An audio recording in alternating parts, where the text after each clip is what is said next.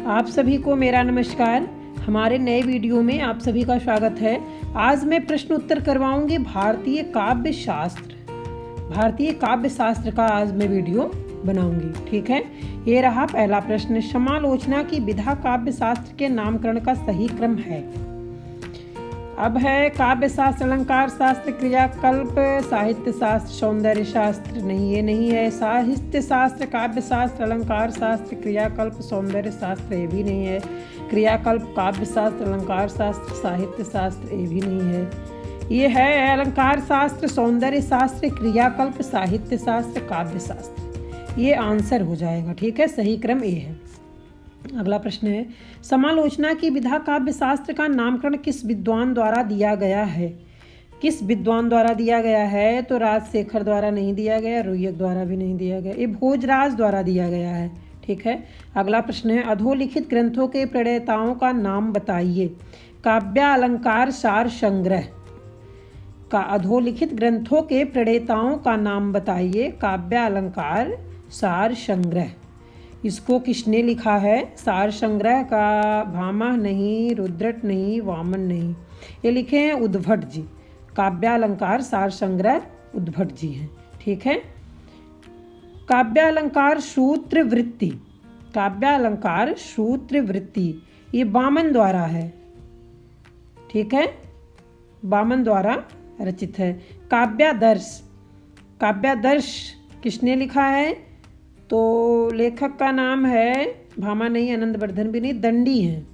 काव्यादर्श के रचयिता ये दंडी जी हैं। नाट्य शास्त्र, नाट्य शास्त्र के रचयिता कौन है? भरत जी हैं। ठीक है, नाट्य शास्त्र के भरत जी हैं। काव्यालंकार के महिम भट्ट जी हैं।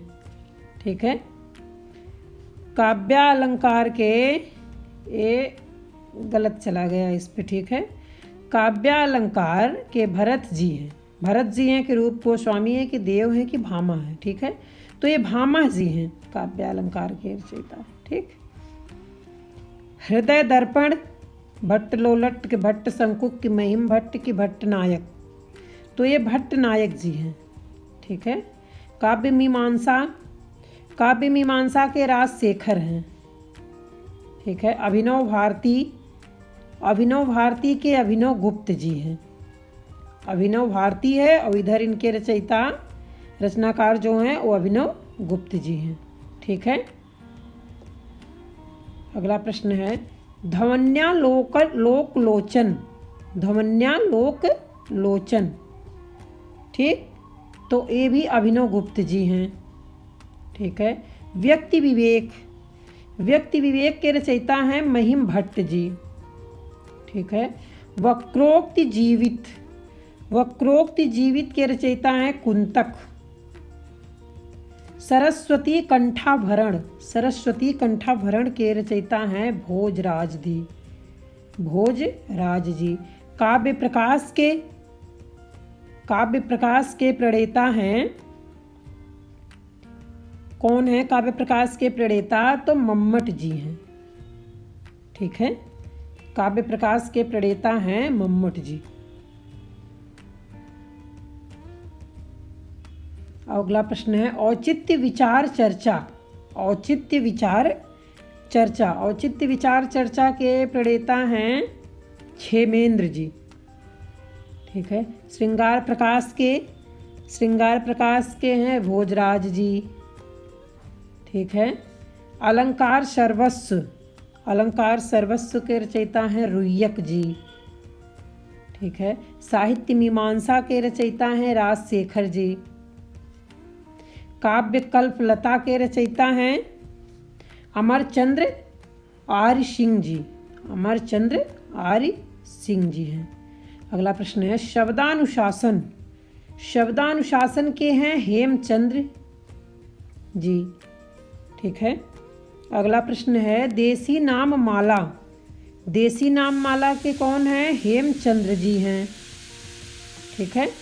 अगला प्रश्न है, 10 रूपक, अगला प्रश्न है 10 रूपक, 10 रूपक के कौन है? धनंजय जी। ठीक है। अगला प्रश्न है, चंद्रालोक, चंद्रालोक हैं, तो भोजराज नहीं है, रुद्रट भी नहीं है, जयदेव जी हैं। ठीक है। एकावली, एकावली के हैं विद्याधर जी। नाट्य दर्पण, नाट्य दर्पण के कौन हैं प्रणेता? रामचंद्र गुणचंद्र जी हैं, रामचंद्र गुणचंद्र जी हैं। साहित्य दर्पण, साहित्य दर्पण के प्रणेता कौन है? विश्वनाथ जी। ठीक। भक्ति रसामृत सिंधु, भक्ति रसामृत सिंधु के कौन है? रूप गोस्वामी जी हैं। ठीक है। नाट्य चंद्रिका, नाट्य चंद्रिका के कौन है? मम्मट जी हैं।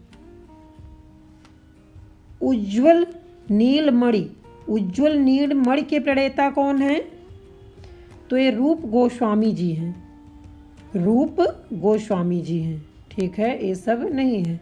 चित्र मीमांसा के अप्पय दीक्षित, अप्पय दीक्षित हैं। ठीक है। कुवलयानंद, कुवलयानंद के प्रणेता का नाम क्या है? ठीक है, तो अप्पय दीक्षित जी भी हैं, इनके भी। ठीक।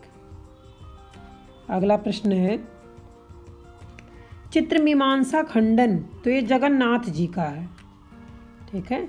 छंदो विरचित, छंदो विरचित दंडी जी का है।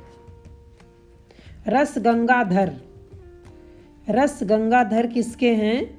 रस गंगाधर हैं जगन्नाथ जी के। ठीक है।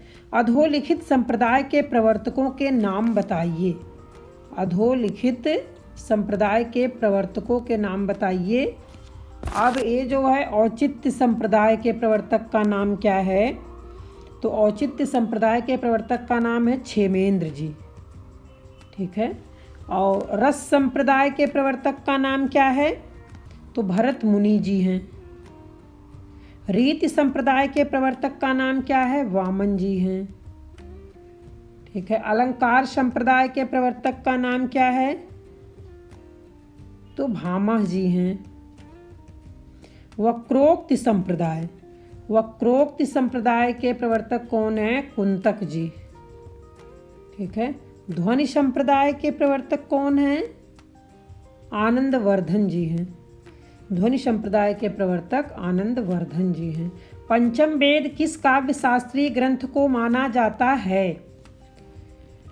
पंचम वेद किस काव्य शास्त्रीय ग्रंथ को माना जाता है? तो नाट्य शास्त्र को माना जाता है। ठीक है, नाट्य शास्त्र को माना जाता है। अगला प्रश्न है भरत का सूत्र नाट्य शास्त्र के किस अध्याय में उल्लिखित है? किस अध्याय में उल्लिखित है? 6वें अध्याय में उल्लिखित है। 6ठे अध्याय में। नाट्य शास्त्र कितने अध्यायों में विभाजित है? नाट्य शास्त्र 36वें अध्याय में। नाट्य शास्त्र कितने अध्याय में विभाजित है? तो 36 अध्याय में विभाजित है। ठीक है। काव्य दोषों की सर्वप्रथम वैज्ञानिक व्याख्या मिलती है? तो ये काव्य अलंकार में मिलती है। काव्य दोषों की सर्वप्रथम वैज्ञानिक व्याख्या काव्य अलंकार में मिलती है। अगला प्रश्न है सर्वप्रथम काव्य के शरीर का स्वरूप निर्धारित करने वाले आचार्य जी हैं? तो कौन है? भामह जी हैं। ठीक है। रीति पद के लिए वर्तम शब्द का प्रयोग करने वाले आचार्य हैं। तो कौन है? दंडी जी हैं। ठीक है। अगला प्रश्न है काव्यादर्शकार आचार्य दंडी का जन्म स्थान है? आचार्य दंडी का जन्म स्थान है तो दक्षिण भारत में है। ठीक है, दक्षिण भारत में इनका जन्म स्थान है। अगला प्रश्न है काव्य शास्त्र की परंपरा में काव्य की आत्मा का सर्वप्रथम अनुसंधान करने वाले आचार्य हैं? तो कौन है? वामन जी हैं। सादृश्य लक्षणा वक्रोक्त किस विद्वान का कथन है? तो ये जो है ये भी वामन जी का है। ठीक है। सादृश्य लक्षणा वक्रोक्त किस विद्वान का कथन है? तो उन विद्वान का नाम है वामन। ठीक है। अलंकारों का वैज्ञानिक दृष्टिकोण से सर्वप्रथम वर्गीकरण करने वाले आचार्य हैं? तो रुद्रट जी हैं। ठीक है। ध्वन्यालोक की प्राचीनम टीका मानी जाती है? ध्वन्यालोक की प्राचीनम टीका मानी जाती है तो लोचन टीका मानी जाती है। ठीक है, लोचन टीका। अभिधान वृत्ति मातृका ग्रंथ संबंधित है। अभिधान वृत्ति मातृका ग्रंथ संबंधित है तो किससे संबंधित है? ठीक है, ये शब्द शक्तियों से संबंधित है। ठीक है, अगला प्रश्न है भट्टनायक निवासी माने जाते हैं। भट्टनायक निवासी माने जाते हैं तो कहाँ के माने जाते हैं? कश्मीर के। ठीक है, कवि शिक्षा परक ग्रंथों के प्रवर्तन करने वाले आचार्य माने जाते हैं। कवि शिक्षा परक ग्रंथों के प्रवर्तन करने वाले आचार्य माने जाते हैं तो कौन माने जाते हैं? राजशेखर जी माने जाते हैं। किस काव्य शास्त्री ने अपने ग्रंथों में दार्शनिक विषयों का प्रचुर समन्वय किया है? किस काव्य शास्त्री ने अपने ग्रंथों में दार्शनिक विषयों का प्रचुर समन्वय किया है? तो अभिनव गुप्त जी ने किया है। ठीक है, अधोलिखित में कौन आचार्य ध्वनि विरोधी नहीं है? अधोलिखित में कौन आचार्य ध्वनि विरोधी नहीं है?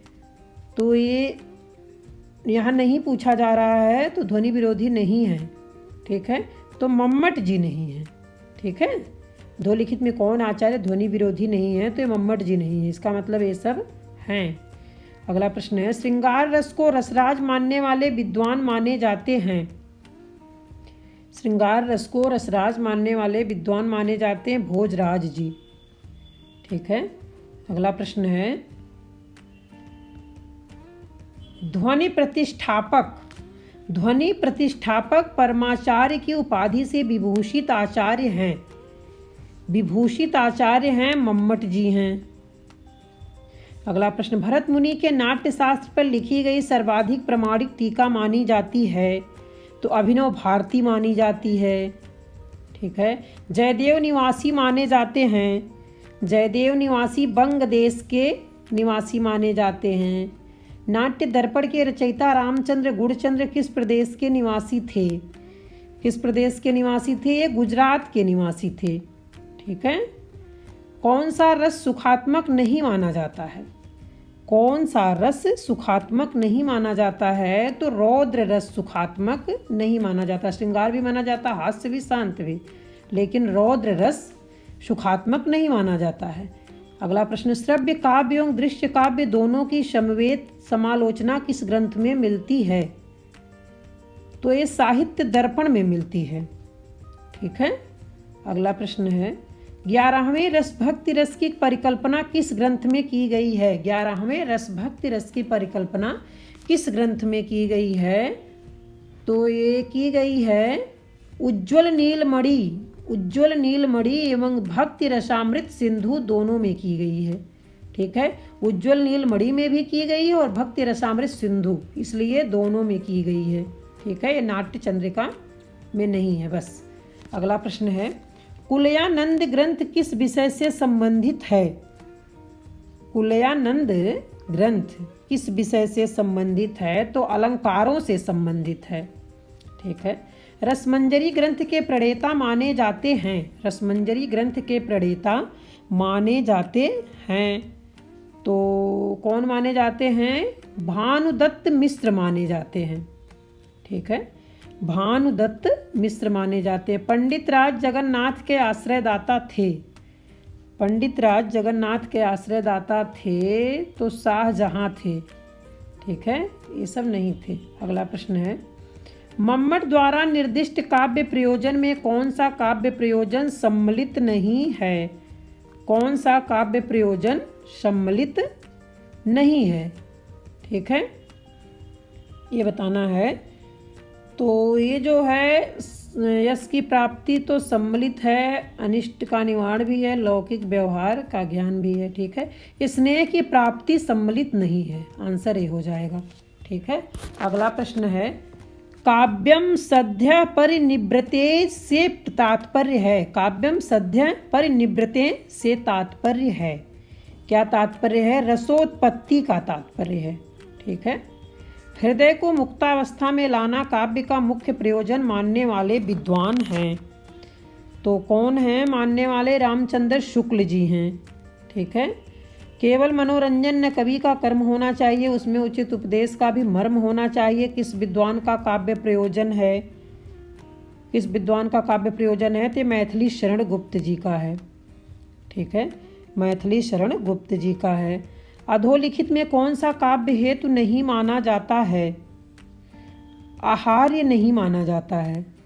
ठीक है, काव्य हेतु प्रतिभा को दो वर्गों करियत्री एवं भवित्री में विभक्त करने वाले आचार्य हैं। तो काव्य हेतु प्रतिभा को दो वर्गों करियत्री एवं भावयत्री में विभक्त करने वाले आचार्य हैं। तो कौन आचार्य हैं? ये राजशेखर जी हैं। ठीक है, राजशेखर जी हैं। अगला प्रश्न है, भावयत्री प्रतिभा का संबंध माना जाता है।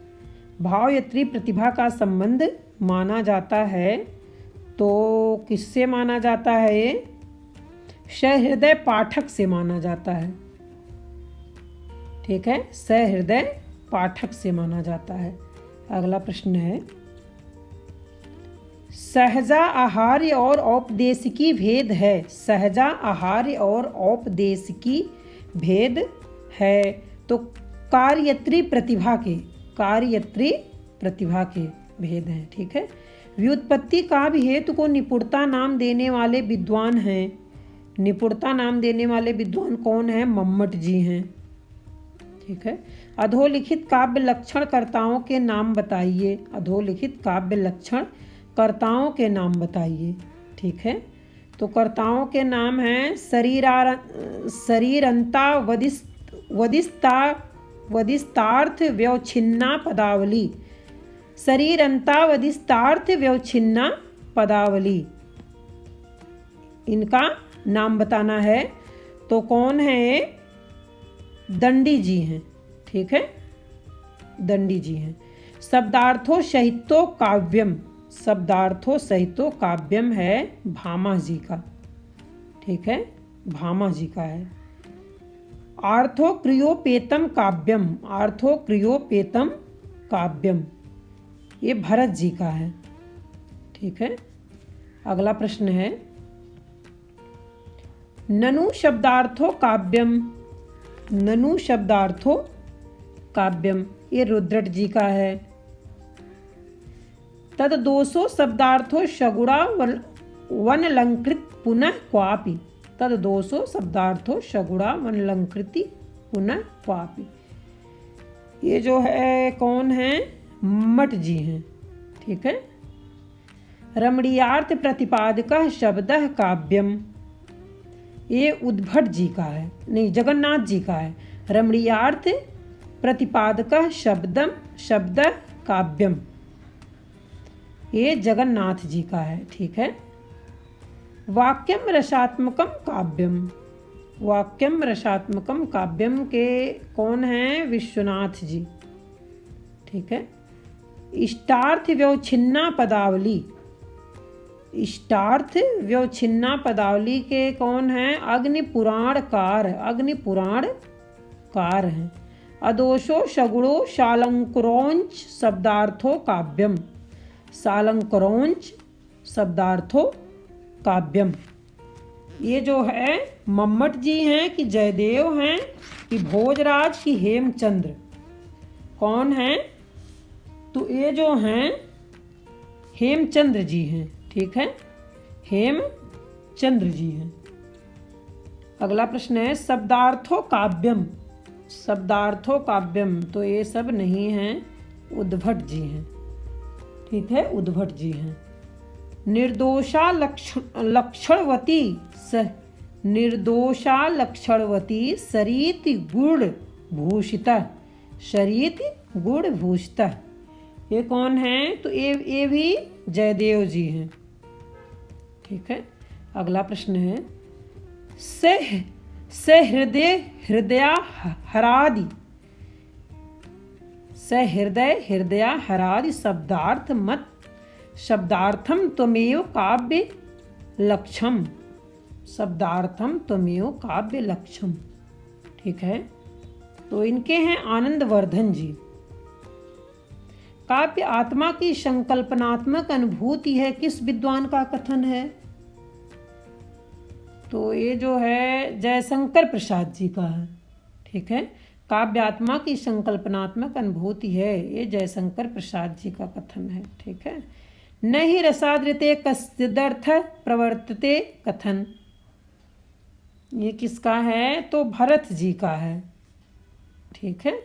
अगला प्रश्न है, अष्टो नाट्य रसः परिकल्पना, अष्टो नाट्य रसः परिकल्पना है, किसकी है? ठीक है। तो ये जो है वामन की नहीं है, मम्मट की भी नहीं, ये भरत मुनि जी की है। ठीक है। निर्वेदा स्थायी भावो अस्ति शांतो अपि नवमो रसः परिकल्पना है, नवमो रसः परिकल्पना है, तो ये मम्मट जी का है। ठीक है। वात्सल्य रस की परिकल्पना करने वाले विद्वान हैं, वात्सल्य रस की परिकल्पना वाले विद्वान कौन हैं? विश्वनाथ जी हैं। ठीक। भक्ति रस की परिकल्पना करने वाले विद्वान हैं, भक्ति रस की परिकल्पना वाले विद्वान का नाम है रूप गोस्वामी जी। ठीक है।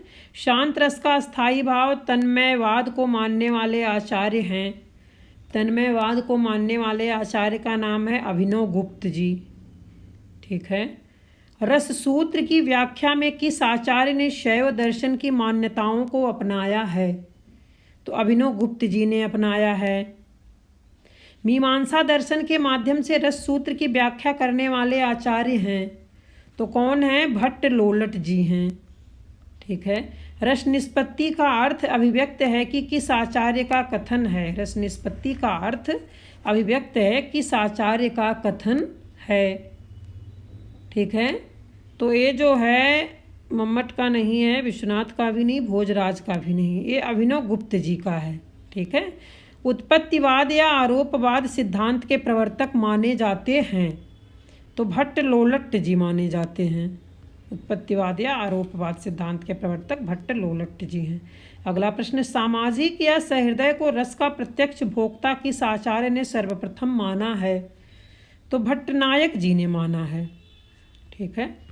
अगला प्रश्न है, चित्र तुरंग न्याय का दृष्टांत देने वाले आचार्य हैं, चित्र तुरंग न्याय का दृष्टांत देने वाले आचार्य हैं, तो कौन हैं? भट्ट शंकुक जी हैं। ठीक है। अगला प्रश्न, रस निष्पत्ति की प्रक्रिया में साधारणीकरण की परिकल्पना करने वाले प्रथम आचार्य हैं, परिकल्पना करने वाले प्रथम आचार्य का नाम है भट्टनायक जी। ठीक है। संयोगात पद का अर्थ है व्यंग व्यंजक, किस विद्वान का कथन है? संयोगात पद का अर्थ है व्यंग व्यंजक, किस विद्वान का अर्थ है?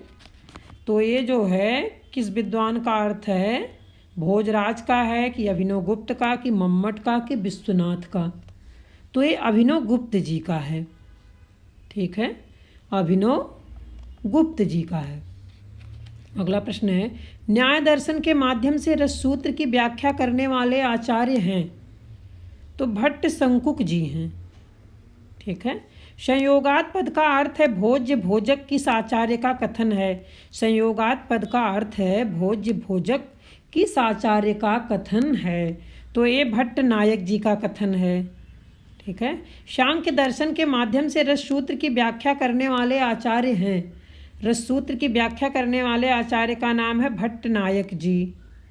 संयोगात पद का अर्थ है अनुमाप्य अनुमापक, किस आचार्य का कथन है? ये किस आचार्य का कथन है? तो भट्ट शंकुक जी का कथन है। संयोगात पद का अर्थ है उत्पाद उत्पाद्य उत्पादक, किस आचार्य का कथन है? किस आचार्य कथन है? तो भट्ट लोलट जी का कथन है। ठीक है। रस निष्पत्ति की प्रक्रिया में निर्विघ्न संविद्ध श्रांति का उल्लेख करने वाले आचार्य हैं, संविद्धि श्रांति का उल्लेख करने वाले आचार्य जी हैं, तो भट्टनायक जी हैं। ठीक है। रस निष्पत्ति की प्रक्रिया में ब्रह्म स्वाद संविद की परिकल्पना करने वाले प्रथम आचार्य हैं, प्रथम आचार्य हैं, तो ये भट्टनायक जी हैं। ठीक है। भट्टनायक जी हैं। रस निष्पत्ति की प्रक्रिया में अविधा भावकत्व और भोजकत्व नामक व्यापारों की परिकल्पना करने वाले आचार्य हैं, परिकल्पना करने वाले आचार्य हैं, तो कौन हैं? भट्टनायक जी हैं। ठीक है। परिकल्पना करने वाले आचार्य कौन हैं? भट्टनायक जी हैं। ये सब नहीं है। रस सूत्र की सर्वाधिक प्रामाणिक व्याख्या मानी जाती है, सर्वाधिक प्रामाणिक व्याख्या मानी जाती है तो अभिनव गुप्त की मानी जाती है। ठीक है, अभिनव गुप्त जी की मानी जाती है। अगला प्रश्न देखते हैं। अगला प्रश्न देखते हैं। रस निष्पत्ति की प्रक्रिया में सत्तोद्रेक की परिकल्पना करने वाले विद्वान हैं। सत्तोद्रेक की परिकल्पना करने वाले विद्वान कौन हैं? तो ये भट्टनायक जी हैं। ठीक है। अगला प्रश्न, रस निष्पत्ति की प्रक्रिया में चौरड़ा व्यापार की परिकल्पना करने वाले आचार्य हैं। चौरड़ा व्यापार की परिकल्पना करने वाले आचार्य हैं तो कौन है? अभिनव गुप्त जी हैं। न कांतामपि निभूषम विभाति वनिताननम किस आचार्य का कथन है? न कांतामपि निभूषम विभाति वनिताननम किस आचार्य का कथन है? ठीक है, तो ये भामा जी का कथन है। काव्य शोभाकरान धर्मान अलंकरान प्रचक्षते कथन किस ग्रंथ में उल्लिखित है? किस ग्रंथ में उल्लिखित है? ठीक है, तो ये काव्यादर्श में उल्लिखित है। ठीक है।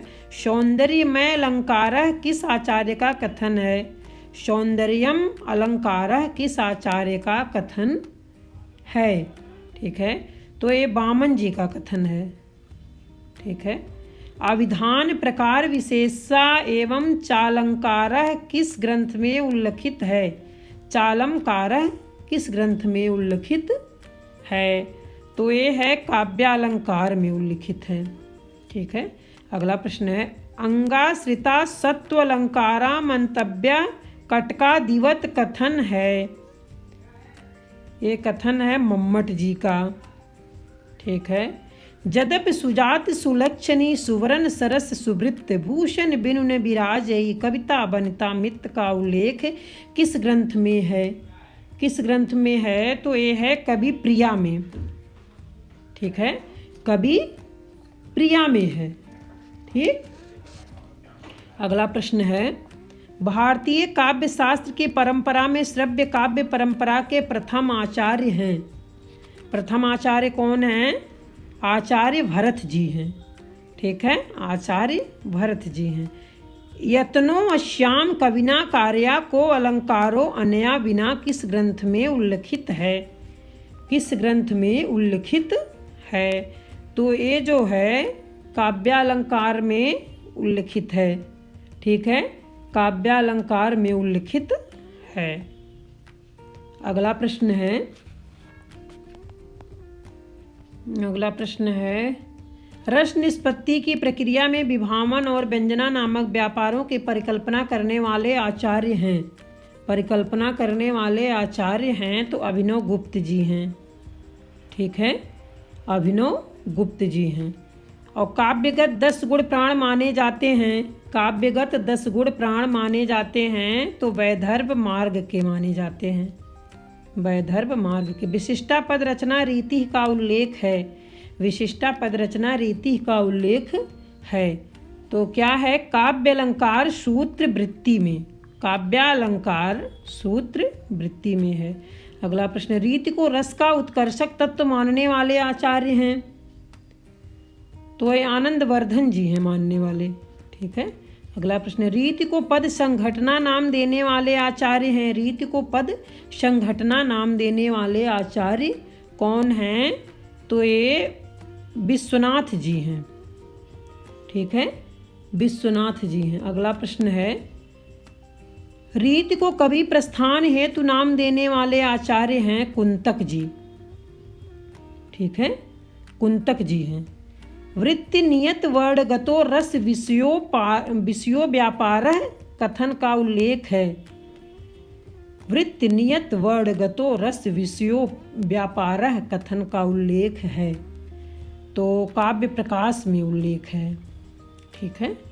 पद संघटना रीति अंग संस्था विशेषवत उपकर्मी रसादि नाम कथन है। रसादी नाम कथन है तो किसका कथन है? विश्वनाथ जी का है। अगला प्रश्न, माधुर्य शौकुमार्योपपन्ना लक्षण है। माधुर्य कुमार्योपपन्ना लक्षण है तो कौन है ये? ये जो है पांचाली रीति का है। ठीक है, पांचाली रीति का है। अगला प्रश्न है, लाटिया रीति के उद्भावक आचार्य हैं। लाटिया रीति के उद्भावक आचार्य हैं तो कौन उद्भावक आचार्य हैं? रुद्रट जी हैं। ठीक है, रुद्रट जी हैं। अगला प्रश्न है, अवंतिका एवं मागधी रीति के उद्भावक आचार्य हैं। अवंतिका एवं मागधी रीति के उद्भावक आचार्य हैं तो भोजराज जी हैं। ठीक है, अगला प्रश्न है, भय प्रगट कृपाला दीन दयाला कौशल्या हितकारी हर्षित महतारी मुनि मनहारी अद्भुत रूप निहारी। अद्भुत रूप निहारी, ये जो है यहाँ कोमला वृत्ति से उदाहरण है। ठीक है, ये सब नहीं है। अगला प्रश्न है, स्फोटवाद के प्रवर्तक माने जाते हैं। स्फोटवाद के प्रवर्तक माने जाते हैं तो कौन माने जाते हैं? अस्फोटायन माने जाते हैं। ठीक है, अस्फोटायन माने जाते हैं। ध्वनि शब्द का आदि स्रोत माना जाता है। ध्वनि शब्द का आदि स्रोत माना जाता है तो संस्कृत व्याकरण माना जाता है। ठीक है, संस्कृति व्याकरण माना जाता है। अगला प्रश्न है, व्याकरण में ध्वनि शब्द व्यंजक माना जाता है। व्याकरण में ध्वनि शब्द व्यंजक माना जाता है तो अस्फोट का माना जाता है। ठीक है, अस्फोट का माना जाता है। काव्य शास्त्र में ध्वनि शब्द माना जाता है। काव्य शास्त्र में ध्वनि शब्द माना जाता है तो व्यंग व्यंजक माना जाता है। ठीक है, आनंदवर्धन ने किस शब्द के पर्याय के रूप में ध्वनि को काव्य की आत्मा माना है? ध्वनि को काव्य की आत्मा माना है तो इनको तो नहीं, इनको भी नहीं। ध्वन्यते यह असो ध्वनि, ध्वन्यते यह असो ध्वनि। ठीक है, अगला प्रश्न है, भावित और भावना शब्द क्रमशः व्यंजित और व्यंजना का पर्याय है। किस आचार्य का कथन है? किस आचार्य का कथन है? तो भरत मुनि जी का कथन है। ठीक है, भरत मुनि जी का कथन है। अगला प्रश्न है, यत्रार्थ शब्दो वा तमर्थमुपसर्जनीकृत स्वार्थो व्यक्तः काव्य विशेषः स्वध्वनि रीति शूरभी कथितः कथन है। यह कथन किसका है? तो आनंदवर्धन जी का है। ठीक है, ये कथन आनंदवर्धन जी का है। अगला प्रश्न देखते हैं, ध्वनि संप्रदाय को स्थिर करने वाले आचार्य हैं। ध्वनि संप्रदाय को स्थिर करने वाले आचार्य का नाम है अभिनव गुप्त जी। ध्वनि प्रतिष्ठापक परमा आचार्य की उपाधि से विभूषित आचार्य हैं तो मम्मट जी हैं विभूषित आचार्य। विभूषित आचार्य का नाम है मम्मट जी। ठीक है, अगला प्रश्न है, ध्वनि के भेदों के आधार पर पंडित राज जगन्नाथ ने कितने प्रकार के काव्य माने हैं? पंडित राज जगन्नाथ जी ने कितने प्रकार के काव्य माने हैं? तो 4 प्रकार के काव्य माने हैं। ठीक है, 4 प्रकार के काव्य माने। ध्वनि और उसकी विधायिका वृत्ति के प्रतिष्ठापक आचार्य माने जाते हैं तो मम्मट जी माने जाते हैं। अधोलिखित में आनंदवर्धन से पूर्व ध्वनि विरोधी मत कौन नहीं था? ध्वनि विरोधी मत कौन नहीं था? तो अभाववादी तो है, लक्षणावादी भी है, ये भी है। ठीक है, व्यंजनावादी नहीं था। व्यंजनावादी नहीं था। ठीक है, अगला प्रश्न है, प्रसिद्ध एवं परंपरा से प्राप्त काव्य प्रकार से भिन्न किसी नवीन मार्ग की अवतारणा से काव्यत्व की हानि होती है। ये किसका मत है? ठीक है, ये किसका मत है? तो ये है व्यंजनावादियों का, व्यंजनावादियों का मत है। ठीक है, अगला प्रश्न है, व्यंग्यार्थ वाच्यार्थ एवं लक्ष्यार्थ से भिन्न होता कथन है तो भिन्न होता कथन कौन है? ध्वनिवादियों का है। ठीक है, ध्वनिवादियों का है। अधोलिखित में ध्वनि विरोधी आचार्य कौन है? अधोलिखित में ध्वनि विरोधी आचार्य कौन हैं? तो ध्वनि विरोधी आचार्य हैं महिम भट्ट जी। ध्वनि विरोधी आचार्य का नाम है महिम भट्ट जी।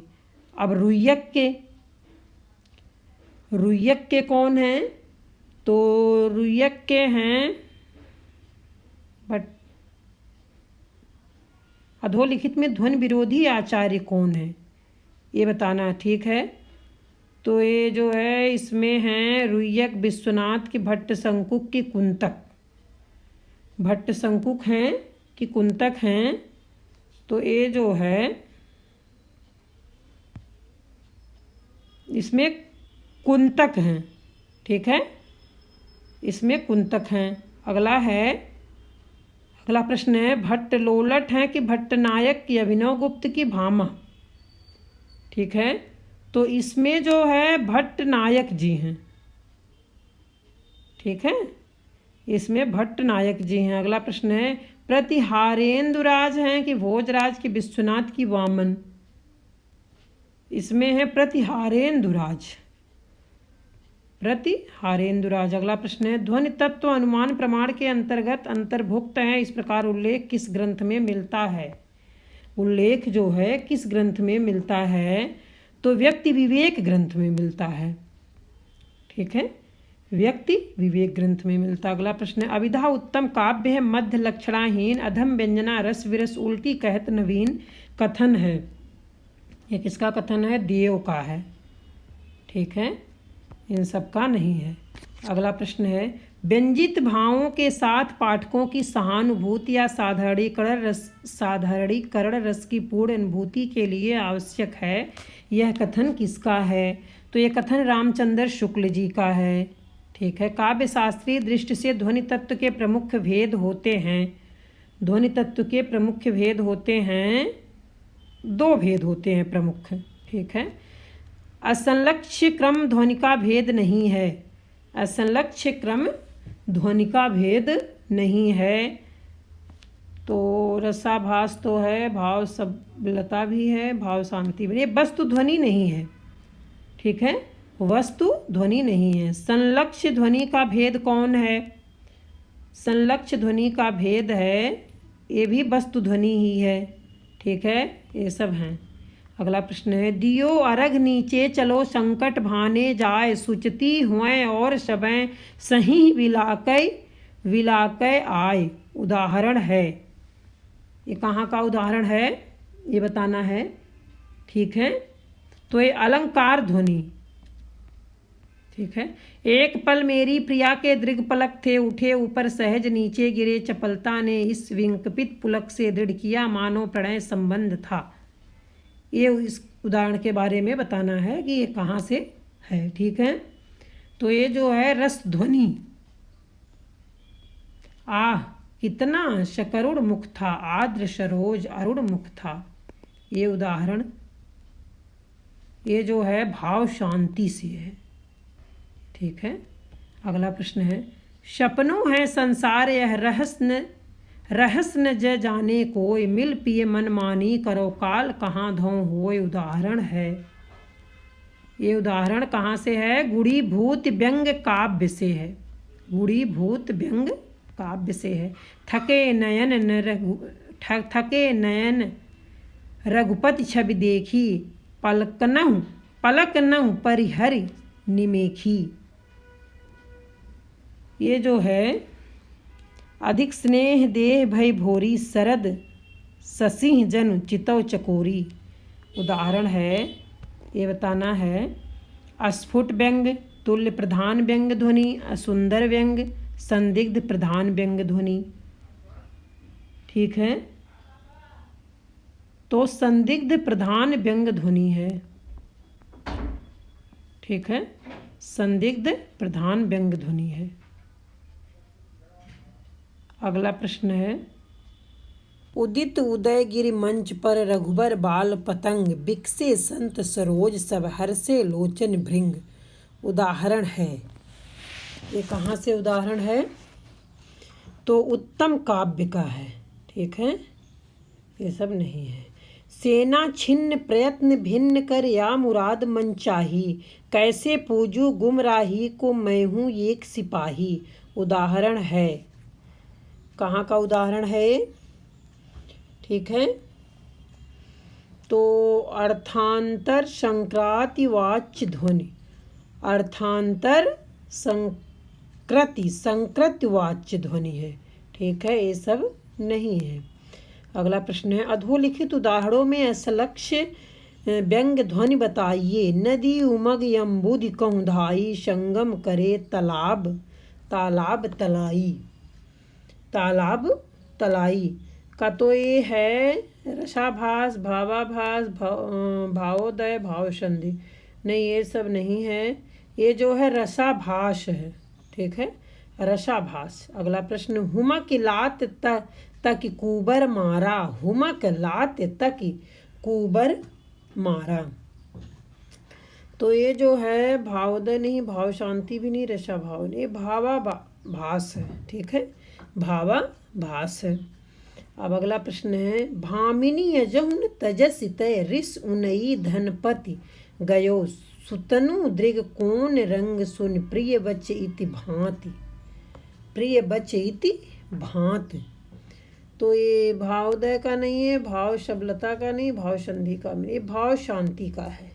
ठीक है, अगला प्रश्न है, बिहग समान यदि अम्ब पंख पाता मैं, एक ही उड़ान में तो ऊंचे चढ़ जाता मैं, किंतु बिना पंखों के विचार सब रीते हैं, हाय पक्षियों से भी मनुष्य गए बीते हैं। हाय पक्षियों से भी मनुष्य गए बीते हैं। तो ये भाव संधि नहीं है, भाव शबलता नहीं है, भाव नहीं, ये भावादय है। क्या है?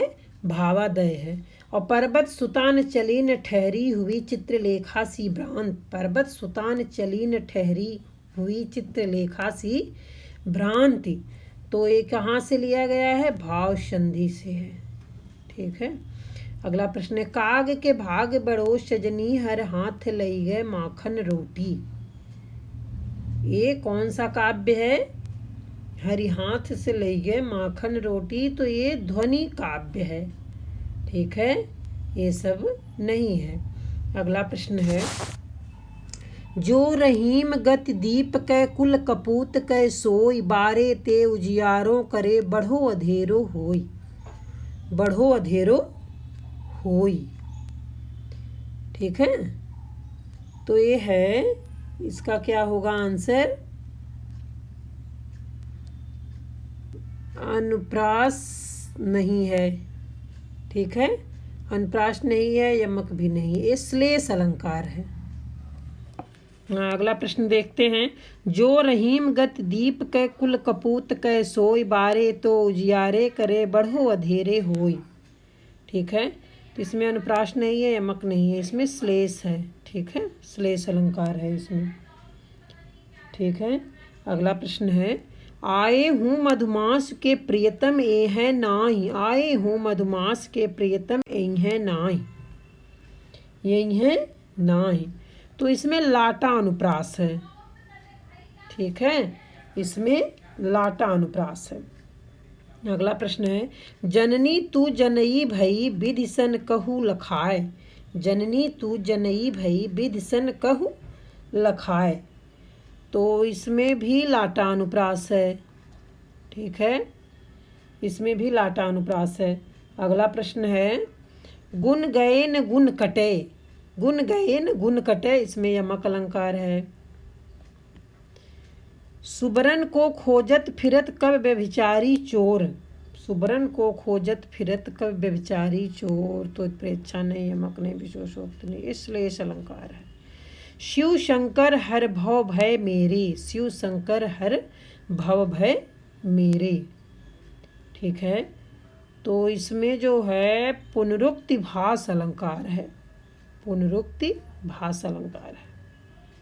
ठीक है, अब अगला प्रश्न है, मैं सुकुमारी नाथ बन जोगू, तुम्हि तपहि मोहि मोहि कहूँ भोगू। मैं सुकुमारी नाथ बन जोगू, तुम्हि तपहि मोह कहूँ भोगू।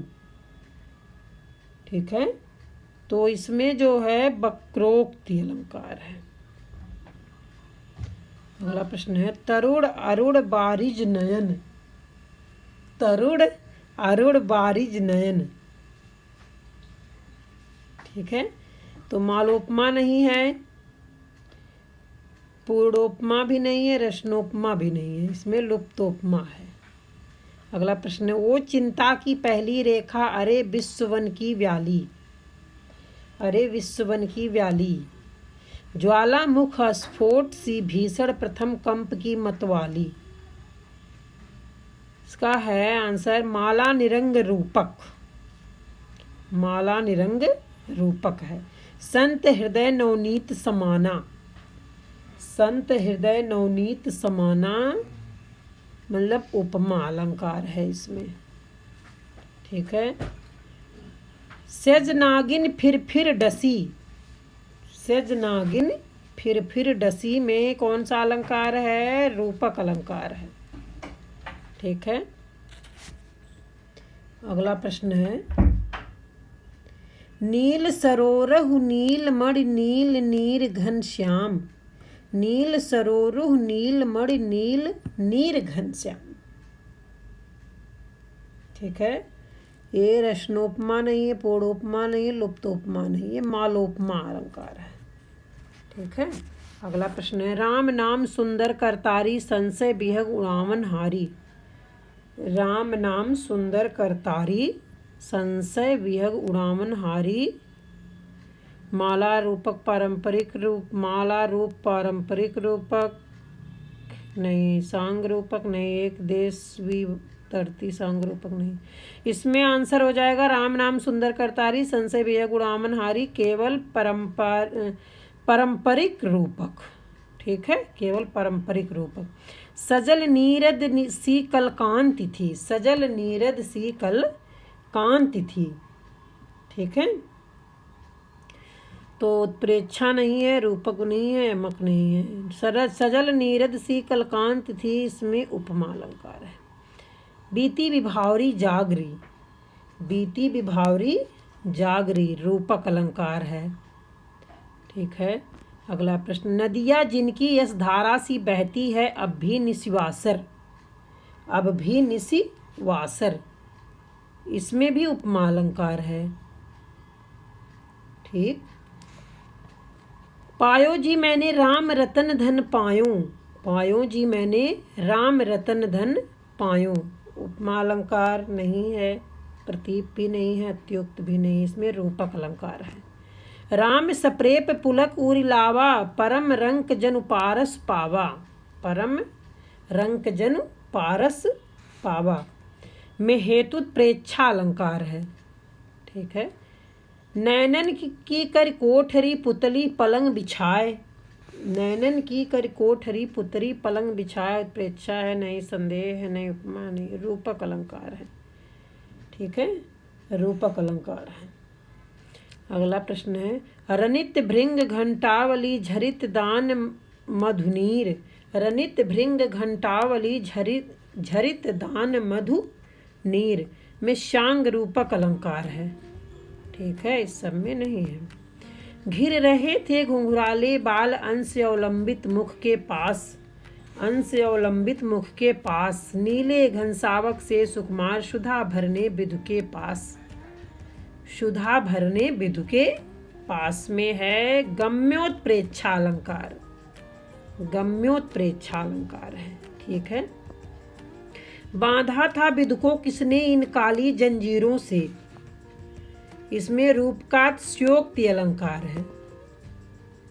बांधा था विधु को किसने इन काली जंजीरों से, मणिवाले फड़ियों का मुख क्यों भरा हुआ हीरो से, तो इसमें रूपकात्स्योक्त अलंकार है, ठीक।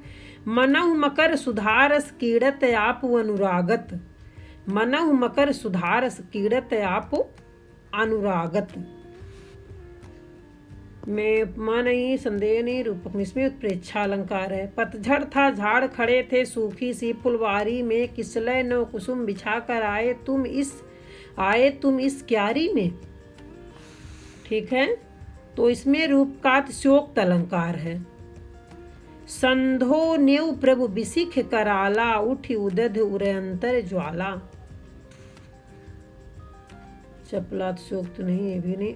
अक्रमात स्योक्ति अलंकार है, अक्रमात स्योक्ति अलंकार है। ठीक। लाज भरी अखिया बिहसी बलि बोल कहे बिनु उत्तर दीनी, लाज भरी अखिया बिहसी बलि बोल कहे बिनु उत्तर दीनी। में विशेषोक्ति नहीं है, रूपक नहीं, ये भी नहीं, इसमें विभावना। ठीक है। अगला प्रश्न है, तरी को ले जाओ मझधार डूब कर हो जाओ पार। विशेषोक्ति, विभावना, अत्युक्ति, विरोधाभास अलंकार है।